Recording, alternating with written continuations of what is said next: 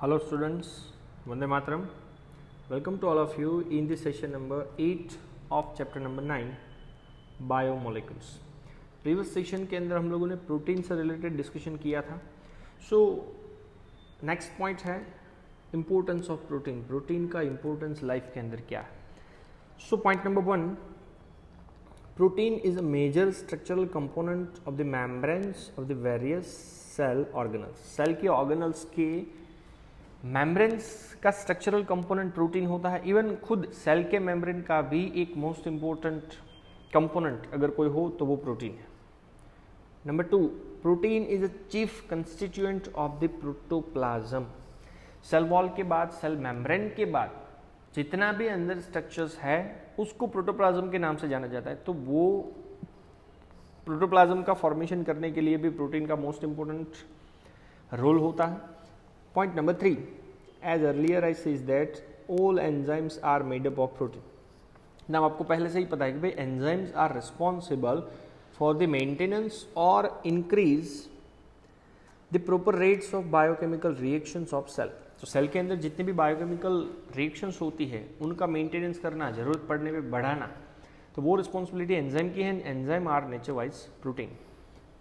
Next one, most of the hormones. Body के अंदर जितने भी हार्मोन्स है जैसे कि पेनक्रियाज, पिट्यूटरी, पैराथायरॉइड ग्लैंड से सिक्रीट होने वाले जितने भी हार्मोन्स हैं, all are nature wise peptide और proteinaceous in nature. Protein are also act as a immunoglobulin.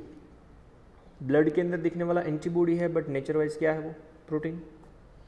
So blood के अंदर present immunoglobulin have a property of immunity. Infectious agent के अगेंस्ट में फाइट करने का काम करेगा. Actin and myosin both are protein present within the muscles. Muscles के अंदर present actin myosin protein. Number 3, globular protein present within the cilia and flagella. तो flagella और सिलिया के अंदर दिखने वाला ग्लोबुलर प्रोटीन, मसल के अंदर दिखने वाला एक्टिन और मायोसिन नाम का प्रोटीन जो है कंट्रैक्टाइल प्रोटीन है. कंट्रैक्टाइल का मतलब है they are able to contract itself and relax itself. तो कॉन्ट्रैक्शंस और रिलैक्सेशन ऑफ मसल्स की वजह से ही मूवमेंट्स बॉडी के अंदर पॉसिबल हो पाती है. सो मूवमेंट्स करवाने के लिए जो कंपोनेंट है वो भी नेचर वाइज प्रोटीन से बने हैं. Next point, melanin is a type of protein which responsible for the colour of skin of the human body. Human body की स्किन का जो कलर है वो डेवलप करने की रिस्पॉन्सिबिलिटी एक प्रोटीन की है जिसका नाम है melanin. Next point, when protein is associated with the some other materials then that of amino acids. अब प्रोटीन नेचर वाइज आपको पता है एमिनो एसिड से ही बनता है, पर एमिनो एसिड्स के अलावा अगर प्रोटीन कोई दूसरे कंपोनेंट के साथ जुड़ता तो उसे बोला जाता है कंजुगेटेड प्रोटीन, जिसका एग्जांपल है हीमोग्लोबिन. तो आपको पता है हीम और ग्लोबिन, तो ग्लोबिन तो प्रोटीन है पर हीम क्या है? एक टाइप का आयरन, Fe2+ फेरस के फॉर्म में होगा. सो ऐसे कंजुगेटेड प्रोटीन की मोस्ट इंपॉर्टेंट रिक्वायरमेंट है बॉडी के अंदर. जैसे हीमोग्लोबिन का काम आपको पता है कि use for the transportation of oxygen through the blood. So ये था प्रोटीन्स का importance. Okay, next point, nature of the bond which linking monomer in a polymer. अब आपको पता है कि एक से ज़्यादा नंबर ऑफ मोनोमर्स को पॉलीमर में कन्वर्ट करने के लिए उनके बीच में कंपलसरी बॉन्ड का होना इम्पोर्टेंट हो जाता है. तो वन बाय वन हम लोग डिस्कस करते रहते हैं. जैसे पहला पॉइंट ले लेते हैं पॉलीपेप्टाइड और प्रोटीन का. सो इन अ पॉलीपेप्टाइड और protein number of amino acids are link by peptide bond. आपको पहले ही मैंने बताया हुआ, which is formed when carboxyl group of one amino acid means COOH one of one amino acid react with the amino NH2 group of the next amino acid with elimination or removal of water molecules, और ये process का नाम है dehydration. तो आपको मैंने जब dipeptide का फॉर्मेशन दिखाया था तो उसमें पहले एमिनो एसिड का COOH और दूसरे का NH2, दोनों के बीच में पेप्टाइड बॉन्ड जब बनता है, वाटर का मॉलिक्यूल डिहाइड्रेशन नाम की प्रोसेस से रिमूव होगा और दो एमिनो एसिड एक दूसरे के साथ जुड़ेंगे तो वो डाइपेप्टाइड होगा, और दो से ज़्यादा बनेंगे तो आपको पता है पॉलीपेप्टाइड के नाम से जाना जाएगा. तो ये हुआ पॉलीपेप्टाइड का. पॉइंट नंबर 2, इन पॉलीसेकेराइड मतलब कार्बोहाइड्रेट की बात चल रही है. सो in a polysaccharide individual monosaccharide में मैंने आपको बताया था मोस्टली हेक्सोज शुगर होती है, are linked by glycosidic bond and this bond is also form by dehydration, मतलब रिमूवल ऑफ वाटर।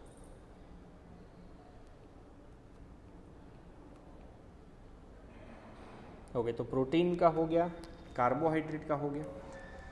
सो ये जो ग्लाइकोसाइडिक बॉन्ड है is form between two carbon atoms of two adjacent monosaccharide. जैसे कि आप चलो सुक्रोज की बात कर लो, तो सुक्रोज बनाने के लिए हमें दो मोनोसेकेराइड की जरूरत पड़ेगी, एक होगा ग्लूकोज और दूसरा होगा फ्रुक्टोज। तो ग्लूकोज और फ्रुक्टोज के बीच में ग्लाइकोसाइडिक बॉन्ड डिहाइड्रेशन नाम की प्रोसेस से जुड़ेगा और वो बनेगा डाइसेकेराइड्स। और डाई मतलब दो मॉलिक्यूल्स है, दो से ज़्यादा होंगे तो क्या बनेगा, पॉलीसेकेराइड्स। ऐसे ही number 3 nucleic acid. So in a nucleic acid phosphate moiety, phosphate group जो था are link the third carbon of one sugar of one nucleotide to the fifth carbon of sugar of succeeding nucleotide, means we can say that next nucleotide। तो ये जो bond बनता है between the phosphate and hydroxyl group of sugar उसे बोला जाता है ester bond. पर ये एस्टर बॉन्ड आपको मैंने पॉलीन्यूक्लियोटाइड की चेन बताई थी, उसमें दोनों साइड पे होता है, as there is one such ester bond on either side. दोनों साइड पे एक एक एस्टर बॉन्ड होने की वजह से वो बॉन्ड का नाम होता है फॉस्फोडाइएस्टर बॉन्ड। तो जब दो न्यूक्लियोटाइड को आप जोड़ने जा रहे हो तो पहली न्यूक्लियोटाइड की शुगर का थर्ड कार्बन, ये ऑलरेडी हमारा डिस्कशन हो चुका है प्रीवियस सेशन के अंदर, और सेकेंड न्यूक्लियोटाइड के शुगर का फिफ्थ कार्बन, जब ये दोनों जुड़ते हैं ऑब्वियसली यहाँ पे भी वाटर का मॉलिक्यूल डिहाइड्रेशन नाम की प्रोसेस से रिमूव होगा और डाई न्यूक्लियोटाइड का स्ट्रक्चर बनता है। पर जब दो से ज़्यादा नंबर ऑफ न्यूक्लियोटाइड बनने लगती है तो वो स्ट्रक्चर हो जाता है पॉलीन्यूक्लियोटाइड, और ये बॉन्ड का नाम है फॉस्फोडाइएस्टर बॉन्ड। ओके, तो ये आपको डायग्राम दिख रहा है। तो डायग्राम के अंदर आप ध्यान से देख सकते हो, ये है फॉस्फेट, तो ये पहले तो मैं बता दूं ये पहली न्यूक्लियोटाइड और ये दूसरी। पहली न्यूक्लियोटाइड की शुगर का थर्ड कार्बन, ये है थर्ड कार्बन, और दूसरी न्यूक्लियोटाइड की शुगर का पांचवा कार्बन। दोनों के बीच में जो बॉन्ड बना है वो है फॉस्फोडाइएस्टर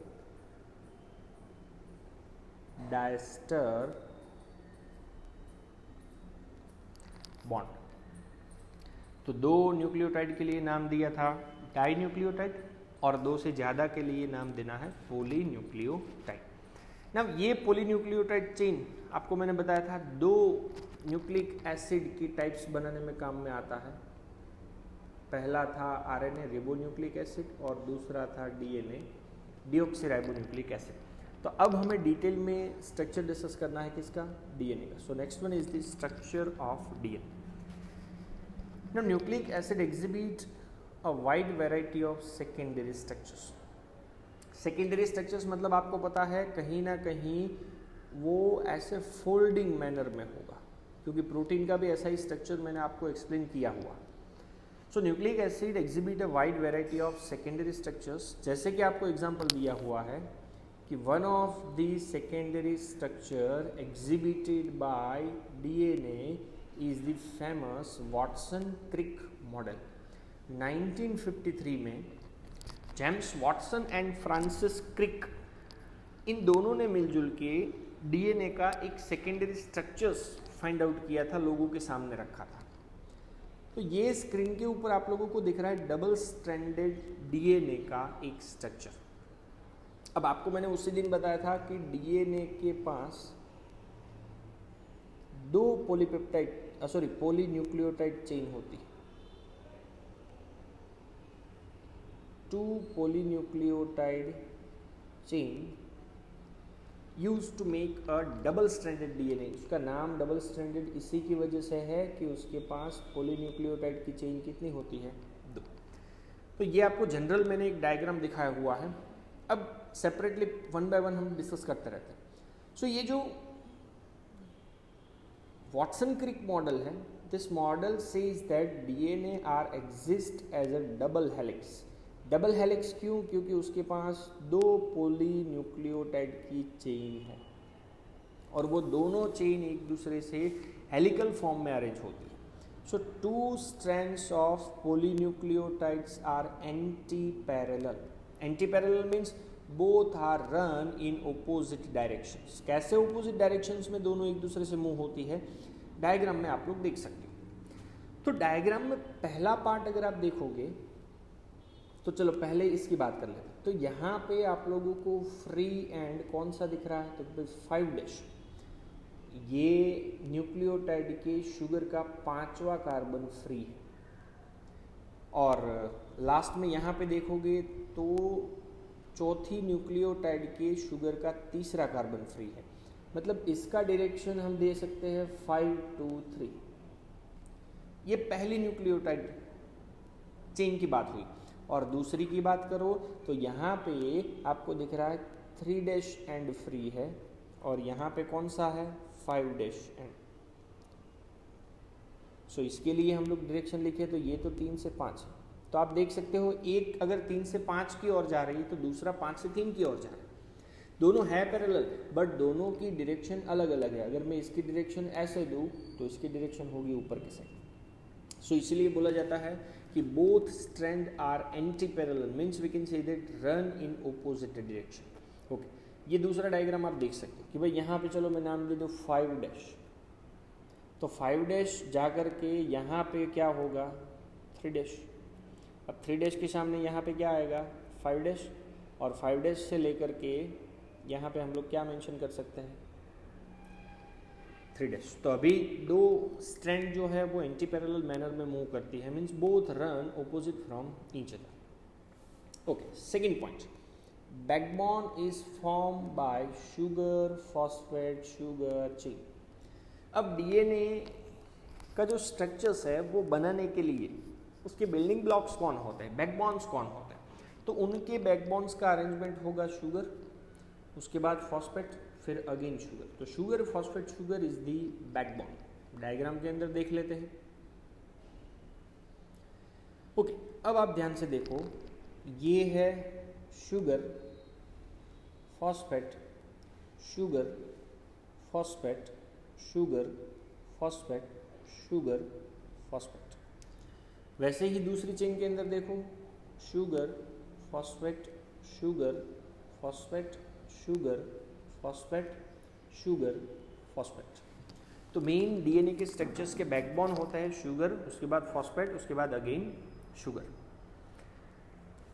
ओके, तो नाइट्रोजनस बेस कहाँ पे अरेंज होंगे? The nitrogenous bases are projected more or less perpendicular to this backbone but face inside.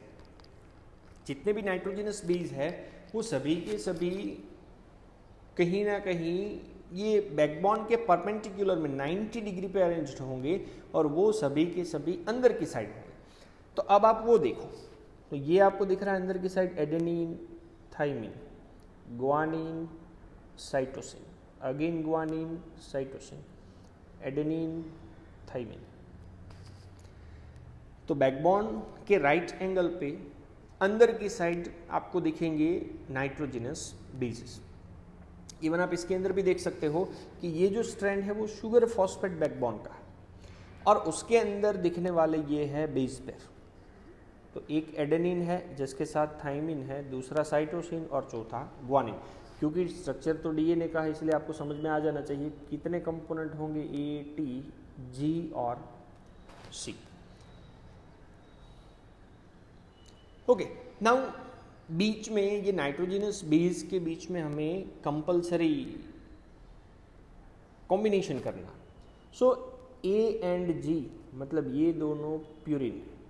So A and G of one strand compulsorily base pair with T and C. तो T and C मतलब आपको पता है pyrimidine. Respectively on other strand. अब आपको मैं बता दूं कि भाई चलो ये दो चेन है, अब ये चेन के ए और जी कंपलसरी दूसरी चेन के टी और सी के साथ बेस पेयर के फॉर्म में जुड़ेंगे, तभी जा कर के ऐसा स्ट्रक्चर्स आप बना सकते हो, क्योंकि ये स्ट्रक्चर में आपको दिख रहा है दोनों एक दूसरे के साथ जुड़े हुए हैं। इवन ये डायग्राम भी अगर आप देखोगे तो ये आपको दिख रहा है ग्वानिन और साइटोसिन जुड़े हुए हैं, एडेनिन और थाइमिन जुड़े हुए हैं। सो पहली पॉलीन्यूक्लियोटाइड चेन के एडेनिन और ग्वानिन दूसरी पॉलीन्यूक्लियोटाइड चेन के थाइमिन और साइटोसिन के साथ जुड़ते हैं। सो उनको जोड़ने के लिए हमें हाइड्रोजन बॉन्ड का यूटिलाइजेशन करना है। So there are 2 hydrogen bond between the A and T, तो ए और टी के बीच में 2 हाइड्रोजन बॉन्ड होंगे and 3 hydrogen bond present between the G and C, तो जी और सी के बीच में हाइड्रोजन बॉन्ड कितने होंगे? 3 हाइड्रोजन बॉन्ड होंगे। सो डायग्राम के अंदर अगर आप फिर से ध्यान से देखोगे तो ये आपको जी और सी के बीच में 3 हाइड्रोजन बॉन्ड दिख रहे हैं और ए और टी के बीच में कितने बॉन्ड हैं? खाली 2 bond. Now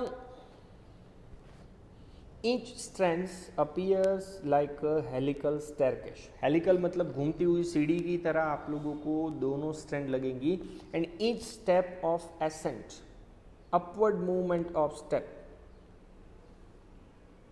is represent by a pair of pages. तो आप एक स्ट्रक्चर ध्यान से अगर देखोगे तो उसमें आपको ऐसा लगेगा कि ये घूमती हुई सीढ़ी है और सीढ़ी के ये बेसिक स्टेप्स है जिसके ऊपर आप लोग चढ़ के उसके ऊपर ऊपर मूव कर सकते हो। सो ये रिवॉल्विंग स्टेयरकेस के जैसा स्ट्रक्चर्स दिख रहा है और जो भी बेसिस है वो है उसके steps. Now at each steps of ascent, एक स्टेप पे ऊपर की ओर मूव करने के लिए this strand are turns at 36 degree. फिर से डायग्राम के अंदर देखो तो ये जो स्ट्रैंड है वो ऊपर मूव करने के लिए कितने डिग्री पे लगभग मूव होता है? 36 डिग्री पे वो मूव होगा। देन अगेन फिर से तो यहाँ पे भी 36 डिग्री पे वो मूव होगा, यहाँ पे भी 36 डिग्री पे वो मूव होगा और उस तरह से स्ट्रैंड ऊपर की ओर मूव होता रहता है। सो 1 full turn off the helical strand, एक फुल टर्न जब हेलिकल स्ट्रैंड का लगेगा would involve the 10 steps और 10 base pair। जैसे कि चलो मैं यहाँ पे एक डायग्राम ड्रॉ कर रहा हूँ कि भाई ये पहला स्ट्रैंड है और ये दूसरा स्ट्रैंड, तो यहाँ से लेकर के यहाँ तक एक कंप्लीट टर्न होता। तो ये टर्न के अंदर कितने स्टेप्स होंगे? 10 स्टेप्स होंगे, या तो बोल सकते हैं 10 बेस पेयर्स होंगे। मतलब जैसे मैं ये चलो बता देता हूँ कि भाई ए और टी, जी और सी, तो ये तो मैंने 2 ही लिखे कि भाई ये पहला और दूसरा, तो ऐसे टोटल यहाँ पे कितने होंगे? 10 बेस पेयर होंगे, या तो हम लोग बोल सकते हैं 20 base. So attempt drawing a line diagram, तो उसके अंदर एक पिच का मतलब है आपको इतना डिस्टेंस बताना है। So the pitch would be a 34 angstrom. एक पिच का डिस्टेंस अप्रोक्सीमेट होता है 34 एंगस्ट्रॉम का, और उसके बीच में आप लोगों ने 10 बेस पेयर दिखा दिए, तो आप 2 बेस पेयर के बीच का डिस्टेंस कितना दे सकते हो? तो भाई 34 डिवाइडेड बाय 10 मतलब हो गया 3.4 एंगस्ट्रॉम। तो 2 बेस पेयर के बीच का डिस्टेंस होगा 3.4 एंगस्ट्रॉम। सो द राइज पर base pair would be a 3.4 angstrom. तो डीएनए के और भी मैंने स्ट्रक्चर्स आपको दिखाए हुए, जैसे कि ये रहा 5 to 3, 3 to 5, जी का बॉन्डिंग सी के साथ, टी का बॉन्डिंग ई के साथ, और ये जो रेड लाइन है वो होगा शुगर फॉस्फेट का बैकबोन, और बीच में जो दिख रहा है वो है नाइट्रोजनस बेसिस। ओके, अब ये एक पिच का डिस्टेंस मैंने यहाँ पे लिखा हुआ है, 34 एंगस्ट्रॉम लिखो या तो 3.4 नैनोमीटर, दोनों एक ही है। और बेस पर आप अगर काउंट करो तो 1, 2, 3, 4, 5, 6, 7, 8, 9 और 10। तो यहाँ पे 8 है, ऐसे 10 बेस पेयर होंगे। तो ऑब्वियसली आप लोग बोल सकते हो कि भाई 2 बेस पेयर के बीच का डिस्टेंस कितना होगा, तो ये रहा। अगर आपने नैनोमीटर लिया है तो 0.34 nm, और अगर आपने एंगस्ट्रॉम लिया है तो 3.4 एंगस्ट्रॉम। ओके, उसका विड्थ कितना होगा, तो उसका विड्थ होगा 20 एंगस्ट्रॉम या तो 2 नैनोमीटर। अब आपको डायग्राम के अंदर 2 और पॉइंट दिख रहे हैं, major grooves and minor grooves. तो माइनर ग्रूव्स का मतलब है ये छोटा सा क्रैक, और ये दिख रहा है एक बड़ा सा क्रैक। तो मेजर ग्रूव्स और minor grooves are the most important components of DNA. So ये जो स्ट्रक्चर्स आपको मैंने दिखाया, this form of DNA with the above mentioned salient feature is called as a B DNA. तो आपको जितने भी अभी मैंने कैरेक्टर्स दिए हैं वो सभी के सभी कौन से थे, बी डीएनए के थे, जो 1953 में वॉटसन एंड क्रिक नाम के साइंटिस्ट ने फाइंड आउट किए थे। इवन हायर क्लासेस के अंदर आप लोगों को बहुत सारे डीएनए के स्ट्रक्चर्स डिस्कस करने होंगे, name after English alphabet with the unique structural features. जैसे कि आपको मैं बताऊं कि भाई एट प्रेजेंट डीएनए के स्ट्रक्चर्स में ए डीएनए है, बी, सी, डी, इवन जेड डीएनए भी हो सकता है। तो अभी हमने जो डिस्कस किया है वो सभी कैरेक्टर्स बी डीएनए का था, जो वॉटसन एंड फ्रिक नाम के साइंटिस्ट ने डिस्क्राइब किया हुआ। अब इन पांचों के अंदर एक ही डिफरेंस है कि ए, बी, सी, डी, वैसे बहुत सारे डिफरेंस है, बट पहला एक डिफरेंस मैंने आपको दिया हुआ है कि वो राइट हैंडेड, मतलब राइट साइड में हेलिकल स्ट्रक्चर मूव करेगा, और जेड की बात करो तो वो है लेफ्ट हैंडेड, मतलब जब वो टर्न लेगा तो कौन सी साइड लेगा, लेफ्ट हैंड पे। नाउ कभी कभार ये बॉन्डिंग के ऊपर से क्वेश्चंस पूछे जाते हैं, तो आपको ऑलवेज याद रखना है कि जितना प्यूरिन होगा उतना ही क्या होगा, पिरिमिडिन। तो जितना प्यूरिन उतना पिरिमिडिन, मतलब क्या, तो ए और जी ऑलवेज सी और टी, बट इनका रेशियोस होता है। रेशियोस मतलब क्या, तो ए जितने होंगे उतने ही आपको टी दिखने वाले हैं, और जी जितने होंगे उतने ही आपको सी दिखने वाले हैं।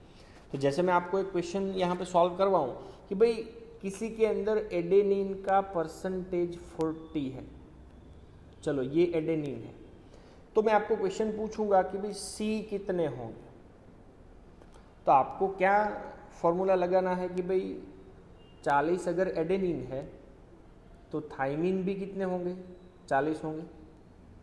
कितने हो गए, 80, तो ये हो गए। अब बचे कितने, 20। तो 20 में से जी और सी दोनों का डिवीजन करना है, तो सी कितने होंगे, 10।